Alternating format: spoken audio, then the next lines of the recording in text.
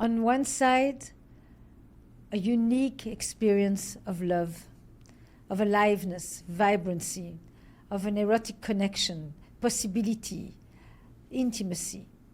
And on the other side, lies, betrayal, duplicity, deception, manipulation. One relationship, two truths. And she doesn't know which one she should remember. I'm Esther Perel. Join me in another episode of Where Should We Begin? Hi, Esther. I'm calling because I'm struggling to make sense of an asteroid of a heartbreak that's just left me really at sea and holding two opposing truths that I just don't know how to fit them into my head at the same time. I was in a 2-year relationship with a man where the connection was unlike anything I'd ever felt before. I'd never been loved like that. It was just magic. He made me feel alive in a way I hadn't known before, just so special and cherished. And we were poly and both had primary partners. I've been with my husband for 11 years and poly for almost 5. And my relationship with this boyfriend was amazing, but it wasn't perfect. So he told me he and his partner weren't out to their friends and had a don't ask, don't tell arrangement, both of which were things that previously had been hard nosed for me and made me super uneasy. And I raised concerns about them all the time. And he always reassured me and convinced me it was okay. And I loved him. So I believed him, but almost 2 years in, he got backed into a corner by his friends and they forced him to admit that he'd been lying to me and cheating on his other partner the entire time. She had no idea who I was to him. And he was never poly. It was a mind-bending, world-shattering rupture. It completely upended my sense of reality, and there had been just so much lying and emotional manipulation, and I was just in shock. But I couldn't walk away. I couldn't bear the thought of losing that love, and I was just so confounded. And I clung to my boyfriend and also held him at an arm's length. And, he tried to break down the walls and delusional thinking that led him to do this. And there was growth, there was healing, but the shadow of what he'd done never truly left for me. And eventually I caught him in another lie and finally ended the relationship. And that was 2 months ago. And I still feel so at sea. I experienced this deep, life-affirming love with the same person that lied to and manipulated me for a very, very long time. And I just can't seem to make those things live in the same story. I feel like I'm flipping between realities. So my question is, how do I integrate these two truths? How do I relate to this experience that was meaningful in ways I can't describe and also just so earth-shattering? They seem to cancel each other out. Thanks for listening.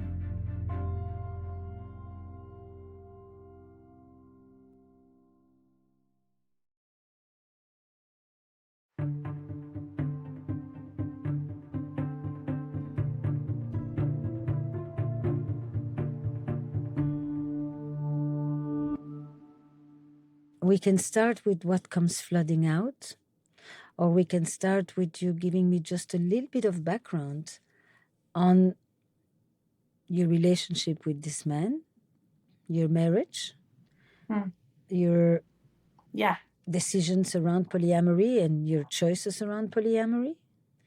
I think that if I have a little bit more context, it'll help me help you. Yeah, of course.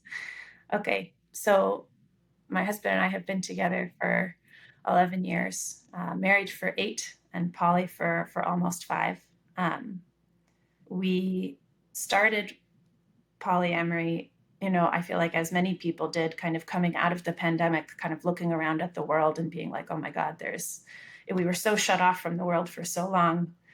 Now I want to be even more opened up to it, and started the process as like a casual experiment. Mutual? Neutral.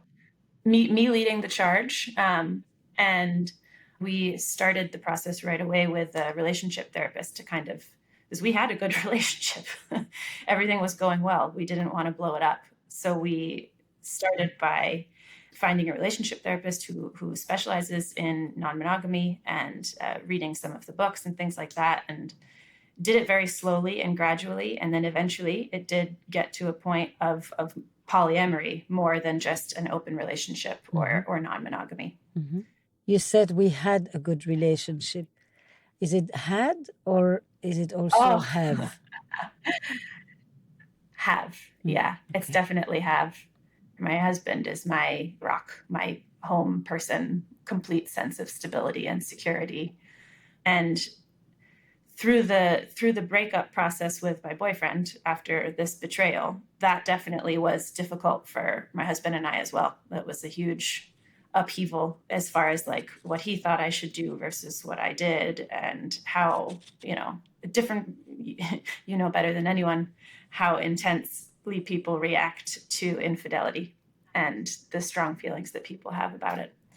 And so, yeah, that was extremely complicated. It's extremely complicated to deal with an infidelity within the relationship, even more complicated to deal with it with multiple intensely attached relationships. But we managed to work our way through that. And he, even through his struggling with it, supported me the whole time. And I'm deeply grateful for how he pushed through he was fighting his instincts to let me move through this in the way that he saw that I had to.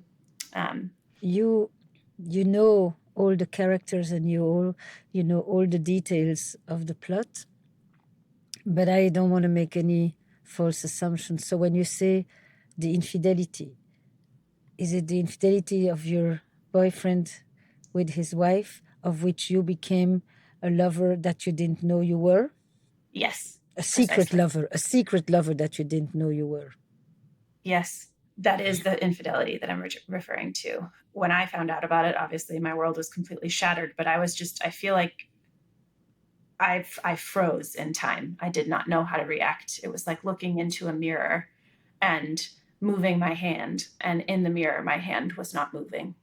That was the level of dissonance that it created in my head. I did not know how to move forward at all. And of course, my husband was like, so you're never going to talk to him again, obviously. And I was like, I don't know what I'm going to do. I can barely breathe. How did you find out?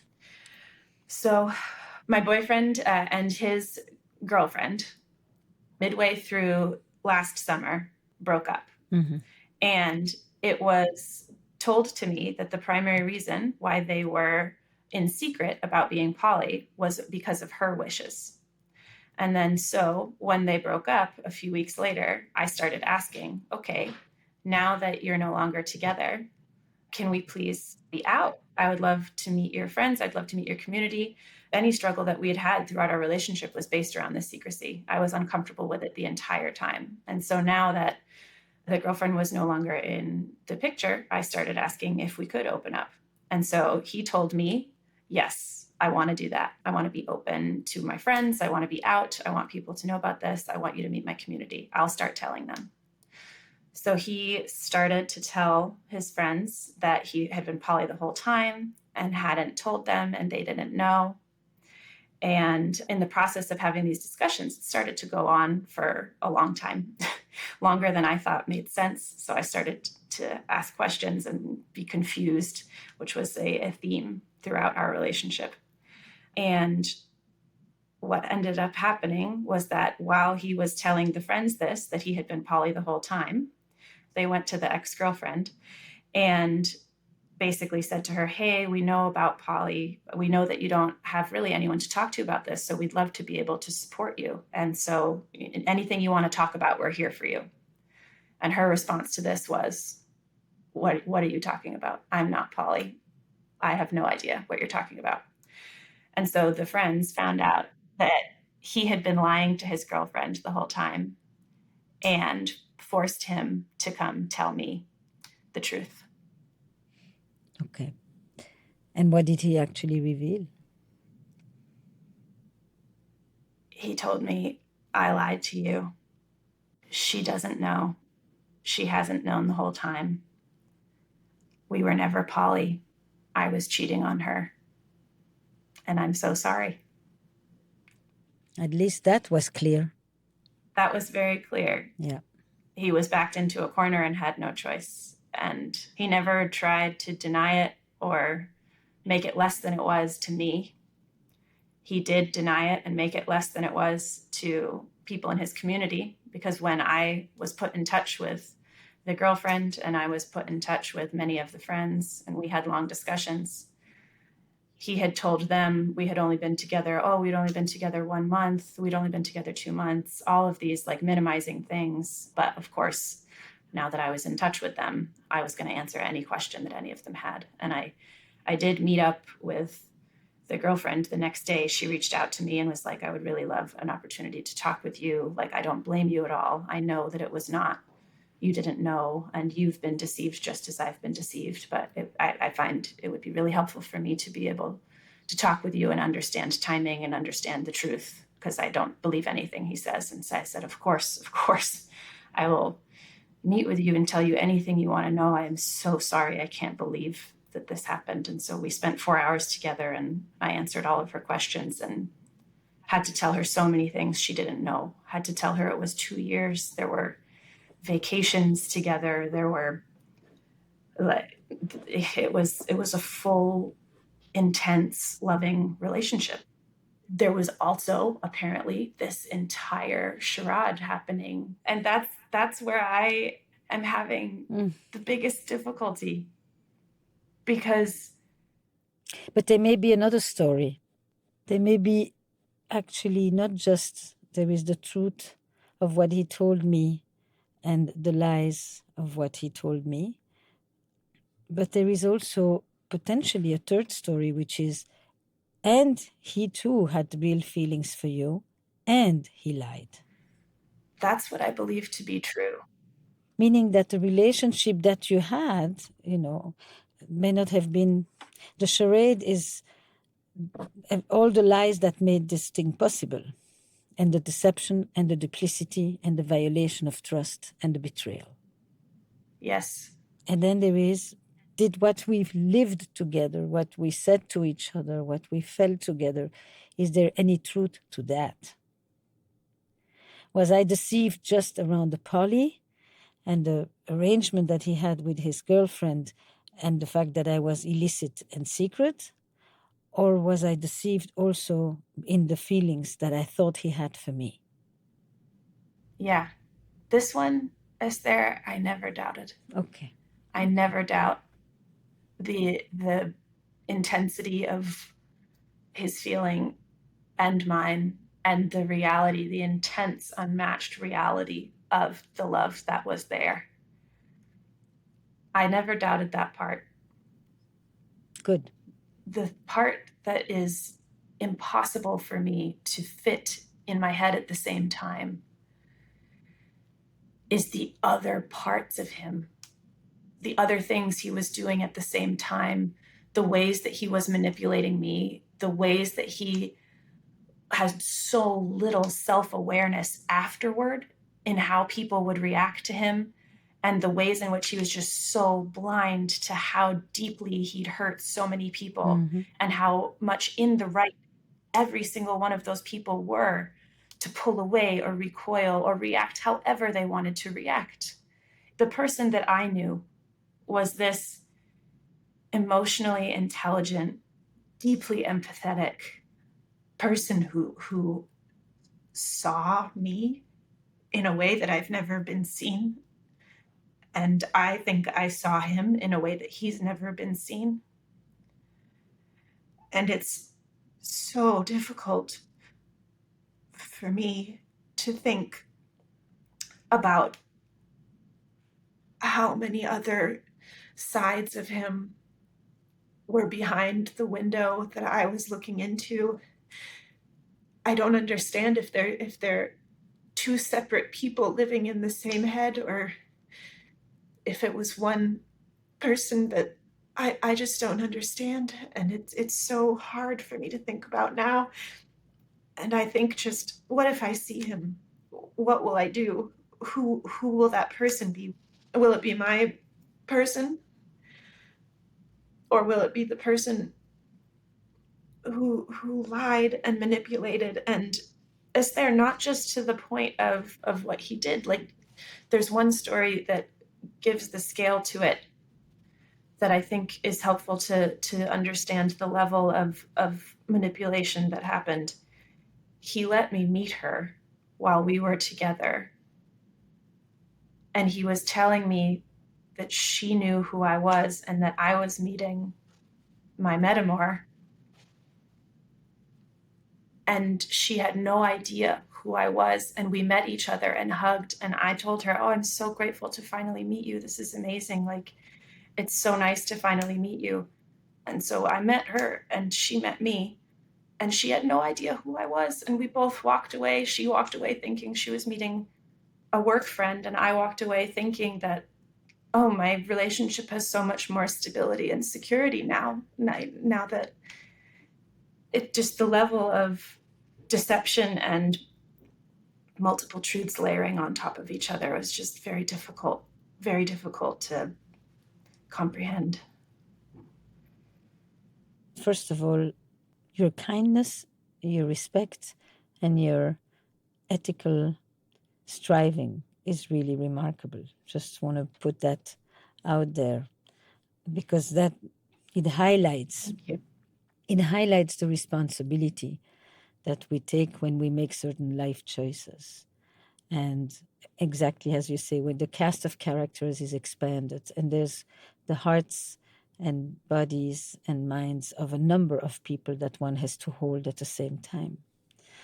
Did you discuss this with him? Was that part of the truth-telling session? What was it for him? Why did he need you to meet her? Why did he set up that scene? What was that scene about? He wanted to give me what I wanted. He wanted our poly relationship to be true, and he wanted to give it as much truth as he could. And he found a way to make that happen.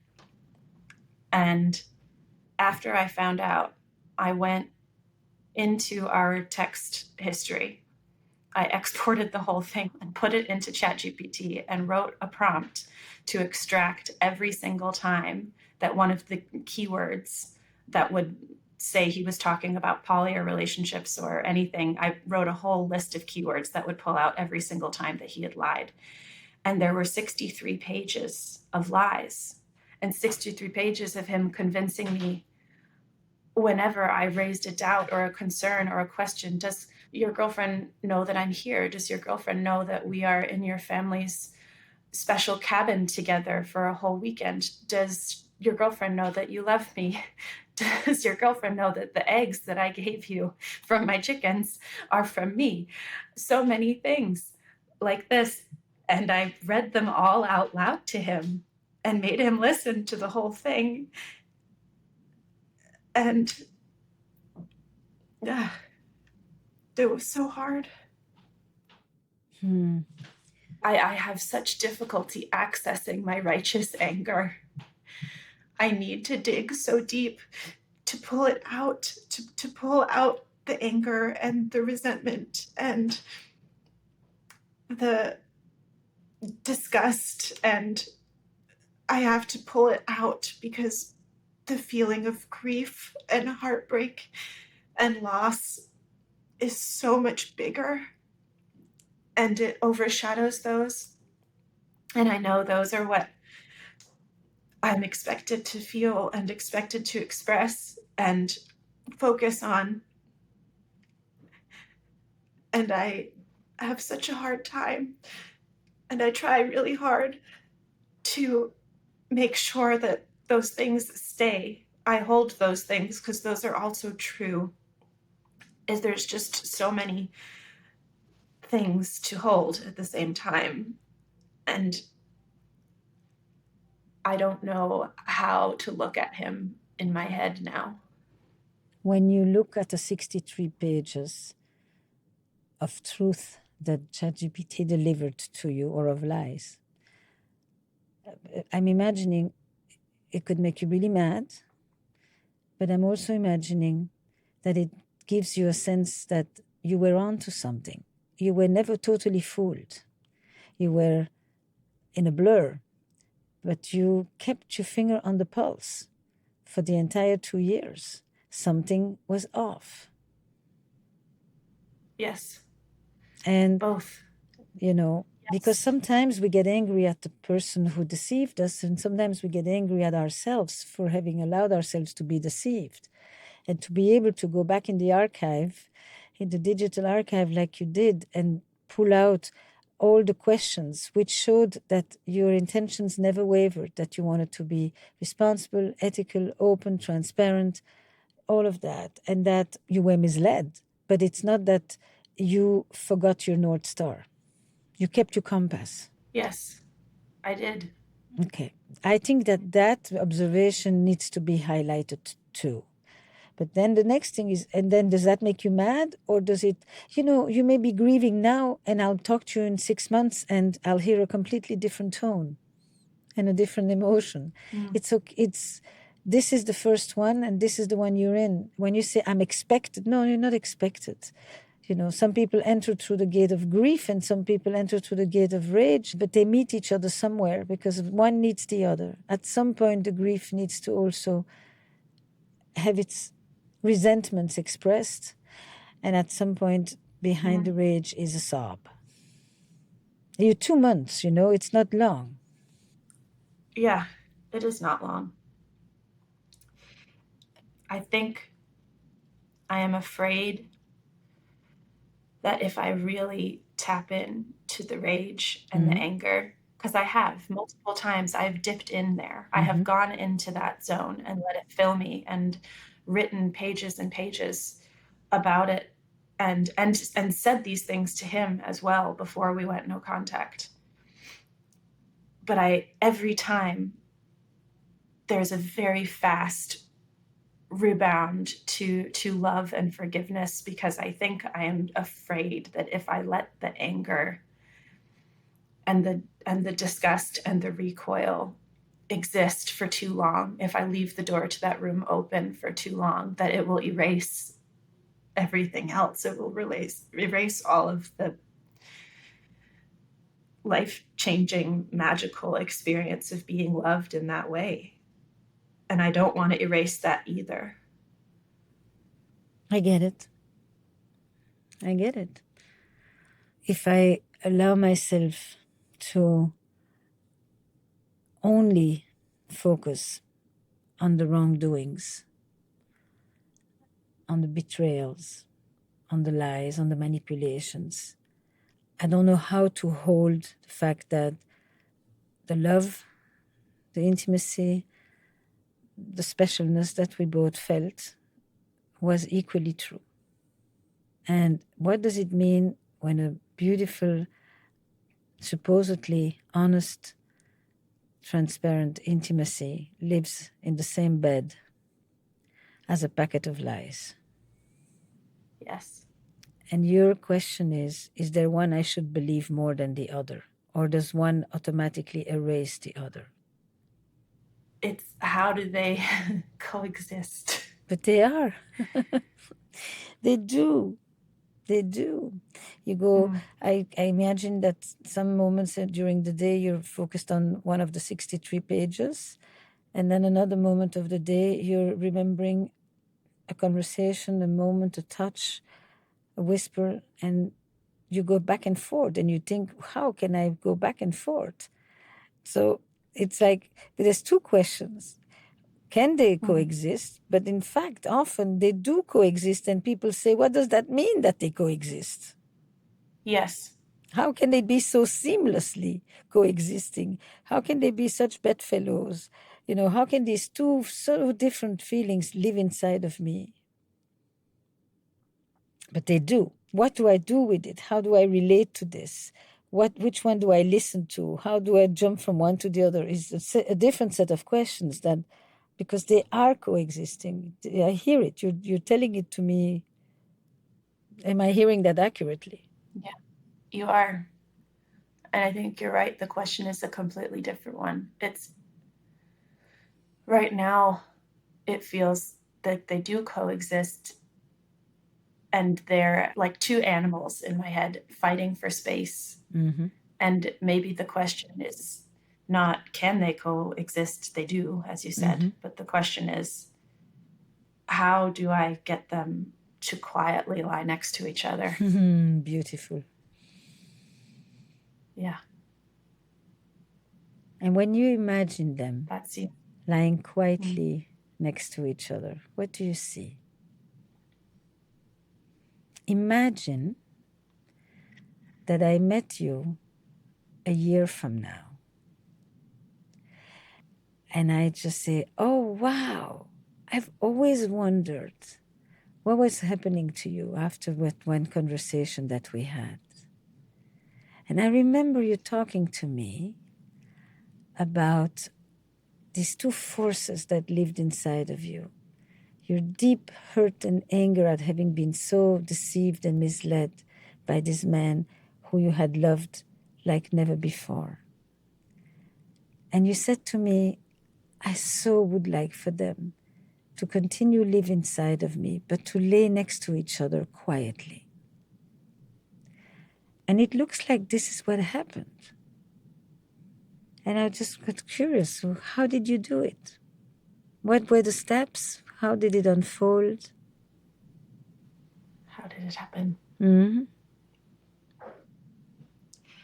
I think the way that I got them to lie gently together is to not be a third animal entering the ring and trying to wrangle them with the same violence that they were using against each other, but instead just soothing them both and letting them both exist. I try not to let the existence of both of them rile me up. Mm-hmm. I try to accept that they both exist, and then they exist together, and understand that they can lie down. I don't think I knew that they could. I don't think I knew that it was possible. I think I thought one had to win, or there was some magic to be done to integrate them into one animal, but two animals cannot be one animal. Mm-hmm. Mm-hmm. And I stopped fighting that. I stopped fighting that. I stopped trying to force them. How? And just let them settle on their own. How? Mm-hmm. How did I stop forcing them? I stopped trying to tell a clean story of a story that was such a mess. I just let it be a mess because that's what it was, and stopped trying to cram it into something tidy or something easily swallowed by people who ask questions or raise their eyebrows, and just let it be what it was and just keep walking. Was there a lot of judgment around you?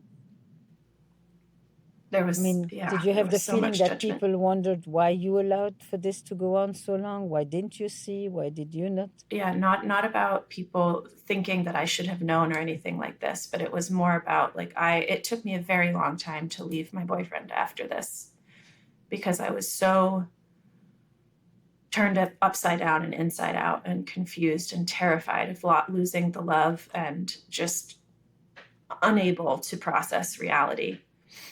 It took me almost 5 months to properly end the relationship after this happened. You said that you finally left because you found there was another revelation.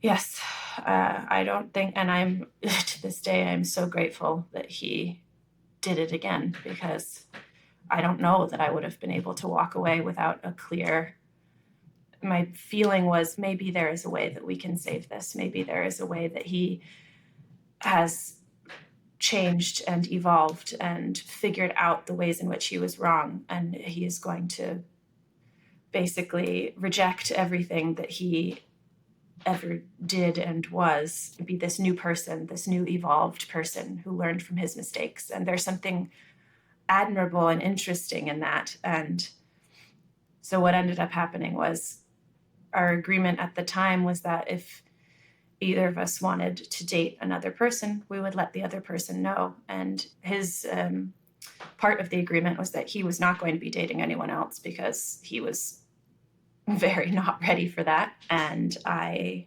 had an instinct to check his phone, and I had never done that before. We were on a vacation and everything was so beautiful. And I kept feeling like this is too good to be true. I was like, this is too beautiful. It's not right. It doesn't make sense. I need to make sure that this is right. And I checked his phone, and he had been on the apps and gone on a date without telling me, and he did it again. In a much smaller, tinier way. Of course, I'm not trying to compare this to what he did to his girlfriend. This is nothing in comparison, but it was just a final proof to me of this is okay. You've had a chance to redeem. And even after the work, the amount of emotional labor I did with my partner and my community and justification and the amount of effort that I had put in to try and to make this relationship work, and for him to lie again, I was not willing to give any more chances. So that was the end of that. Mm-hmm, mm-hmm. And so the first time you remember not fighting them each, do you know when that was? It was when I was walking down a forest road and understood for the first time that fighting them was just completely futile, and that they could lie down in the same place if I let them. And why that moment? What clicked?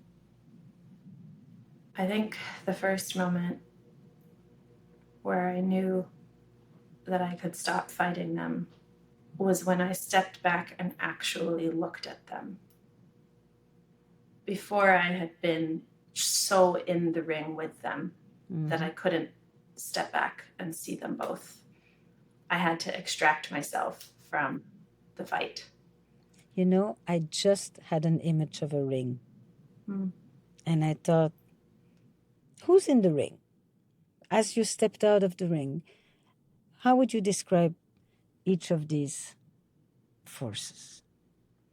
On my left, On my left is the force in which is contained the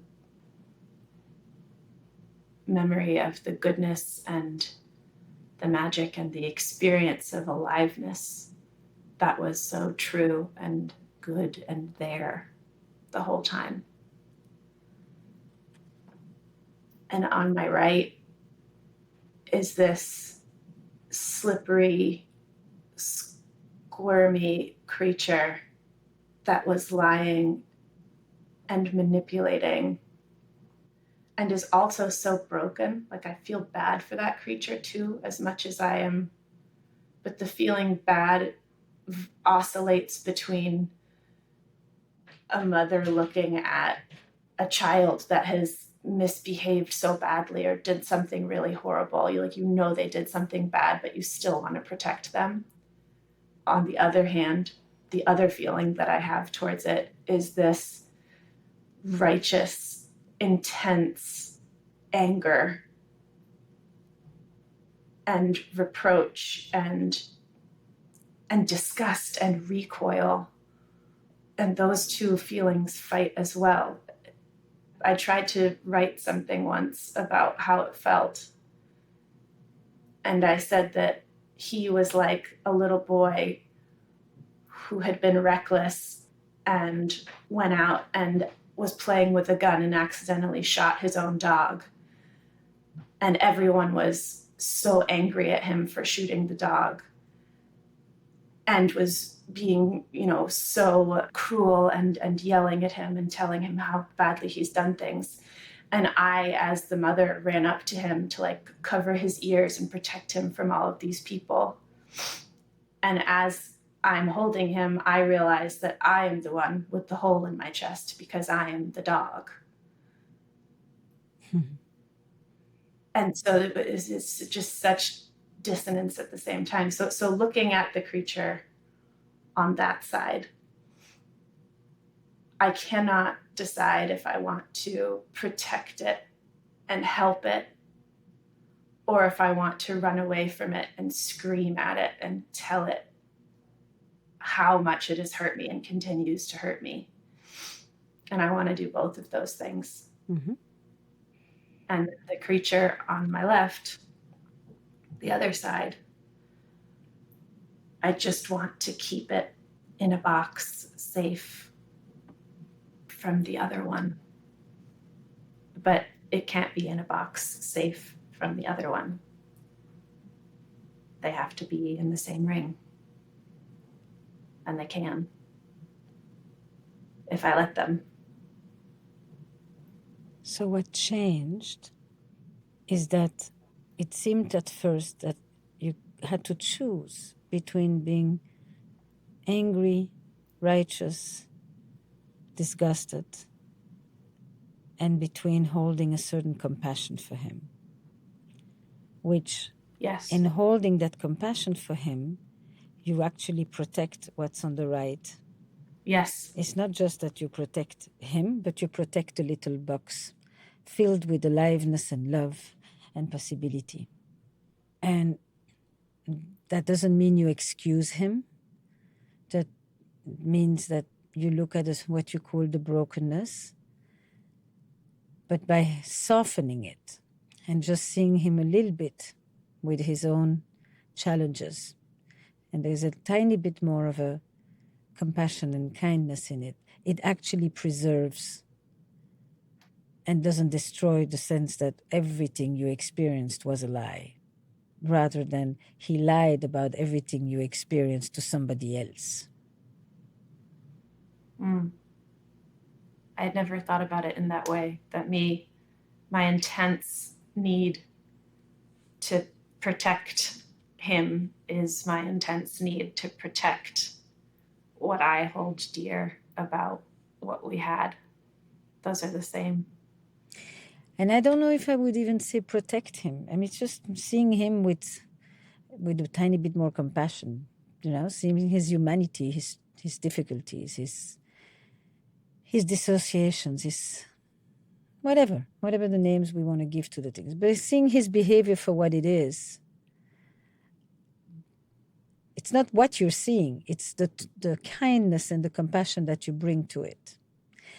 Actually humanizes and preserves what you experienced with him and allows you to separate out that he lied to someone,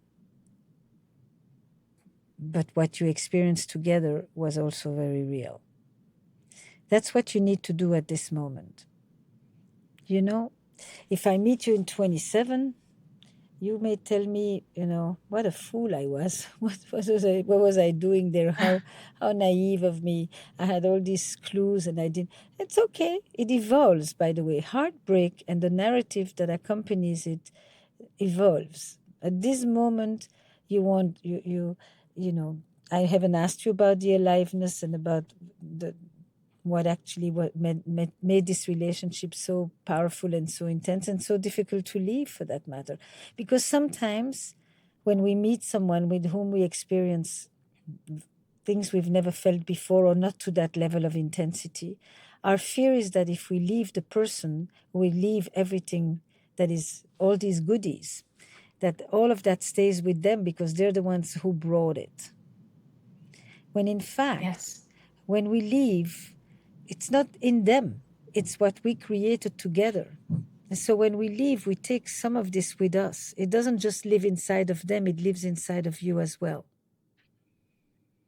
But the fear we have is, if I leave this person, all these things that I've experienced with this person, I now have to give up, I now have to mourn. They stay with them. They don't. Some of it does, but a lot of it goes with you and goes with you into your relationship with your primary partner and other lovers that you will have and partners that you will have. And to really get that the aliveness is inside of you is a major piece. It's the first step of when you left him, even though you associate your leaving more with the fact that he kind of made it impossible for you to stay. He gave you the final legitimacy to think, I may love you, but I don't respect you. And this puts me so much out of integrity that I can't stay here. But on the other end, it also takes time to see what I felt here will go with me in the future of my life. I'll remember this. And then at the same time, I'll remember, and this is the quiet sleeping together in the same bed. I'll remember that, unfortunately, this person was not able to really claim this choice and be open about it and make it so that everybody could feel dignified about the experience, because that's the opposite of the disgust, right? Is to feel the dignified experience of it. I don't want to feel any shame. I don't want to feel any deception, any slime around me, or what did you call it? Sticky? No, slippery, of these slimy things on my body. No, when we experience disgust, one of the first things we do is, it's like, but our whole body shakes. It's a physical rejection. How do I claim the physical rejection and the physical delight? I'm not talking just about sex. I'm talking about the experience of delight. It's also physical. Comes with a sound, comes with a facial expression, comes with the shoulders are down. Yeah. And sometimes when you are looking at them more quietly, relating to each other, as you're walking in that forest, I invite you to physicalize it as well. Not just the plot and the words, but also how you experience them physically. It's to give them a sound, to give them a bodily shape inside of you. Because our bodies can change sensation much sooner than our mind. If you're cold and I put a sweater on you, you're done being cold. If something is sour in your mouth and you take it out, it's not gross anymore. So our body, our skin, our inner sensations can help us navigate different realities, different stories. They're very useful. Disgust, I mean, you're seeing me now, so you see my whole body is demoing disgust for you. But Yes. delight is like, and you can go back and forth between them. And you can choose disgust and delight, and you can choose compassion and anger, and you can choose connection and lies. I mean, you can choose the different tensions. But when you walk in the forest, physicalize them, literally express them with your body. Yeah, I like that idea a lot. I want to raise my glass to this quiet lying together of two opposing forces in one bed inside of you. And I want to raise my glass to the words that you're going to give me, actually, in your parting words for each of these forces. What would you like to say to them? Now that you're outside of the ring, that you feel that you have more agency, that they're not busy tearing you apart, but that you're trying to integrate them inside of you. I'll start with the side of the delight of the memory of what it was. I'll never wish that away. And I'm deeply grateful for it. And even though remembering it is paired with pain, I still cherish it. And the other side was one of the hardest things I've ever had to endure. But I did. And it taught me to be soft. And it taught me to be like a blade of grass bending in the wind rather than something rigid. And it taught me to be much more accepting and forgiving and understanding of nuance than I ever was before. And even though it was horrible, I did walk away with that, and that's something.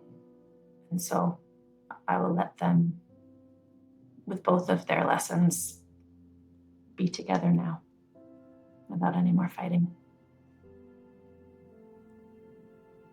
Thank you.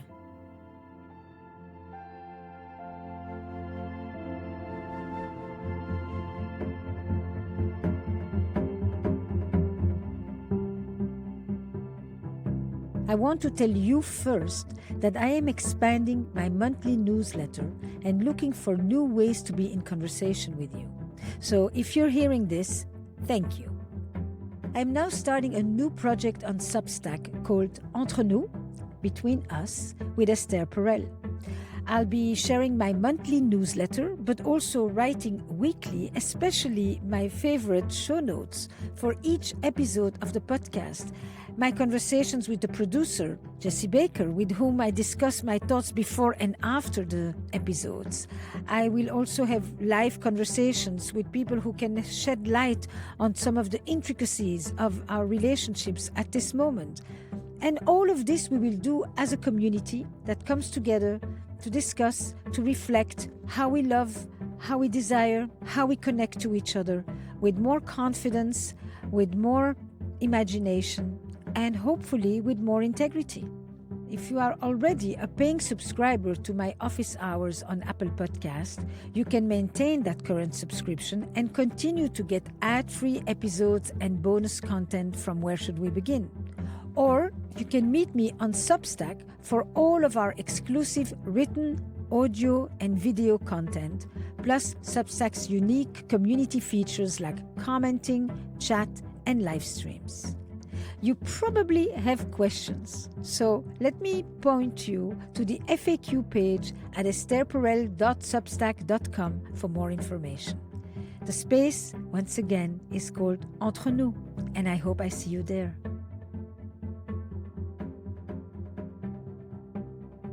This was an Esther calling, a one-time intervention phone call recorded remotely from 2 points somewhere in the world. If you have a question you'd like to explore with Esther that could be answered in a 40 or 50-minute phone call, send her a voice message and Esther might just call you. Send your question to producer@estherperel.com. Where Should We Begin with Esther Perel is produced by Magnificent Noise. We're part of the Vox Media Podcast Network, in partnership with New York Magazine and The Cut. Our production staff includes Eric Newsom, Destry Sibley, Sabrina Farhi, Kristen Muller, and Julian Hatt. Original music and additional production by Paul Schneider. And the executive producers of Where Should We Begin are Esther Perel and Jessie Baker. We'd also like to thank Courtney Hamilton, Mary Alice Miller, and Jack Saul.